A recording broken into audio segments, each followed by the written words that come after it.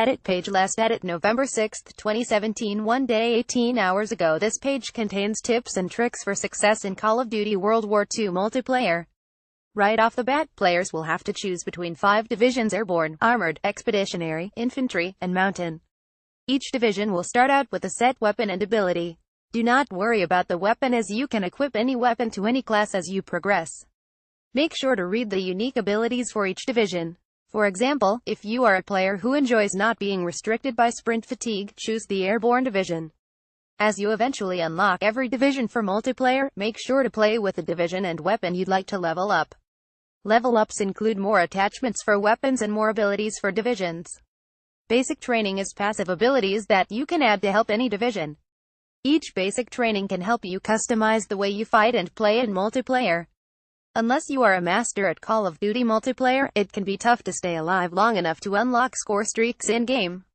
Using the basic training requisitions allows you to maintain progress toward your score streaks. The downside of this basic training is that score streaks will take longer to earn and can only be used once, so equip the harder to earn score streaks. On the flip side, if you enjoy taking the challenge of unlocking score streaks before dying, try the Ordnance basic training for cheaper score streaks. Make sure to use the care package score streak with this basic training, as you can re-roll whatever you earn from the care package.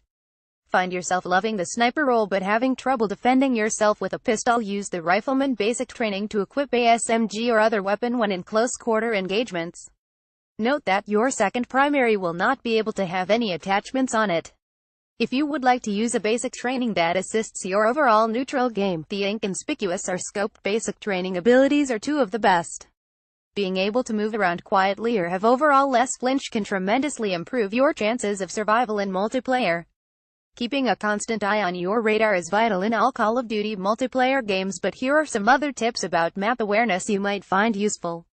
Be aware that whenever you fire your weapon, you'll be exposed on opponents' radars.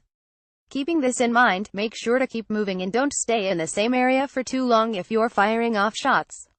Using a suppressor will mask you on radars. Pay attention to your teammates' deaths. Skulls mark the location of fallen teammates, so be extra cautious around those areas, as you can bet the player that just finished them off is waiting around somewhere close. Make sure to listen to the game. Call of Duty World War II has implemented a feature in which teammates and enemies will yell out vital information during the match. Teammates will call out the location of seen opponents, and opponents will yell out when under attack. Using these audio cues along with footsteps can provide much more information than a simple radar can. Players will always spawn on the two opposite sides of a map. If players push too far into a spawn and control it, the game will force those players to spawn on the opposite side of the map. Keep this in mind when trying to defeat opponents while they spawn. They might be spawning behind your allies. Call of Duty World War II has a whole arsenal of new weapons to try out, but here are some of the best weapons in terms of optimal kill time. The standard issue BAR rifle could possibly be the best weapon in multiplayer. Capable of killing opponents in 3 bullets and easy to manage hip-fire spray, there really is no downside to the BAR. STG-44, another great rifle. The STG-44 has a very high rate of fire that can be easily controlled when more attachments are unlocked for the weapon. Lee Enfield. The Lee Enfield is a solid sniper rifle capable of one-shotting opponents from the torso up. Equip the ACOG sight and reduced sway attachments to it, and it becomes a beast in the right hands.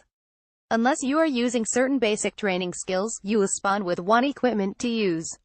Use this equipment wisely, as they can net you more kills. SMINE 44, a deployable mine that kills enemies when stepped on. Make sure to deploy this in hot areas and spawn locations for maximum efficiency. MK2 Fragmentation, a basic frag grenade. This weapon can be bounced off hard surfaces and cooked to detonate faster on release. If you know opponents are holed up in a room, pull the pin and let the frag cook for a bit before throwing it into the room. Throwing knife. This knife will kill upon contact, but it also can be picked up after throw, and make sure to keep track of where you throw the knife and simply walk over it to pick it up again. Drop shotting is the act of going prone or crouching during a gunfight in order to confuse your opponents and make yourself harder to hit. Engage with an opponent, shoot a couple bullets, then quickly go prone on the floor and finish them off. Jump shotting is the act of jumping around a corner and shooting an opponent on the way down. Use this tactic instead of walking around a corner to catch opponents off guard and make yourself harder to hit. While sprinting, hold your crouch button to lunge and dive on the floor. This move is very effective to get to cover faster and dodge grenades.